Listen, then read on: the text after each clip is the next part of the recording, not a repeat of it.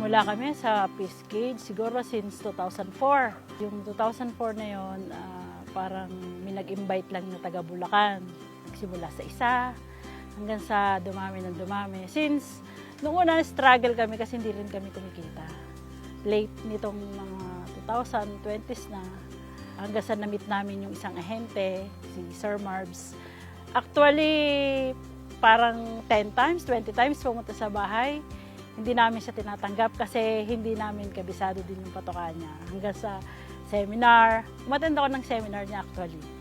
Nakita ko yung page niya, ako yung nag-approach sa mister ko na bakit natin di subukan? Wala namang mawawala. So nung nagsubo kami, biglang nag-boom. Kumita kami ng maganda. Meron kaming fry na inaangkat namin from Sarangani. Tapos nag-ano kami dito sa Lake, meron naman kaming baya para doon. Pero umaangkat din kami ng similya na inaalagaan namin kasi hindi namin kayang supplyan yung amin. Kasi meron ding mga bumabahagi, binibigay namin doon sa mga kaibigan na gusto rin. Kaya kami, umaangkat din kami from Bulacan, inaalagaan namin dito. Tilapia at bangus. Maraming kalamidad ngang dumarating, may fish kill, pagsama ng tubig, yung fish kill, yan, tulad ng Taal Lake, nag-Alboruto, yun yung mga maraming panganib, pero siguro hindi naman tayo pababayaan unang-una na mahal ang Panginoon Diyos dahil hindi naman tayo nakakalimot sa Kanya at nahingi ng tulong lagi sa Kanya para may bigay yung dapat na, kumbaga, may ayos, may bigay yung dapat na gawin. Parang itinuturo din, ginagay din niya tayo sa mga dapat gawin para hindi naman masyadong mapinsala yung aming mga ari-arian dito sa Lawa. Ang cages ay inaayos namin yan dahil unang-una para tumagal, yung mga alam namin na po pwede nang palitan ng mga kawayan, na po pwede pa naman siya magtagal ng 3 months, nabili kami ng bamboo na para pangpalit doon sa mga alam namin na puputol, yung mga ganon. Tapos ang pangalawa, yung kalinisan. Dapat meron kang, sa mga tao mo, meron kang advice na huwag pabayaan lagi na may mga plastic, may mga sakong nakalagay doon sa ibabaw para naman hindi ganun kadumik tingnan ang ating lawa. Hindi maayos natin.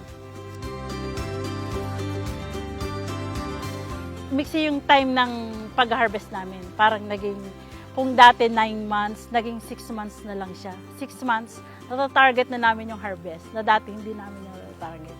6 months na yun, harvest na kami. Ngayon, sa cycle na yun, kasi may panahon ng taglamig.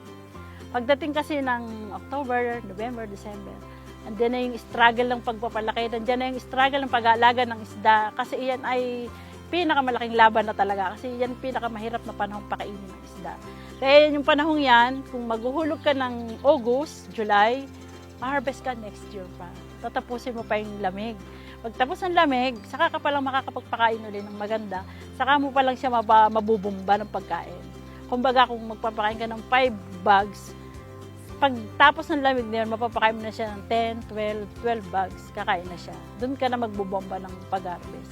Pero mostly sa amin kasi, ang nagiging cycle namin is 1 lang isang taon. Kasi ang pagparada kasi, kaya lang yung 1 na yun, 9, 10, 10 butas, 7 na butas, 11. Hindi yung ano. Kaya pag nag-harvest kami, natatapos kami 2 months, 2.5 months, bago pa kami matapos mag-harvest.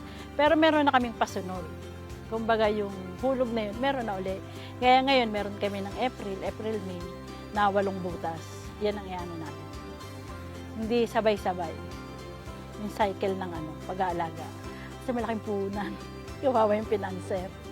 Ang laki ng puhunan niya. Kasi yung pinanser ko naman, hindi siya nangungutang ng feeds. Kasi yung feeds niya sa ADM. Kaya malaki. Pag nagkukwentahan kami almost 16 million, 15 million, puhunan pa lang yun. Pero nare-reach out namin yun. Kumikita kami ng 4 million. I-divide yun sa namin, sa financer namin. Tapos sa amin. So, kaya nga sinasabi ko sa'yo, yung fruit ng pagod, nandoon pagka nakita mo na yung literal na figures ng number ng pera pag hinarvest.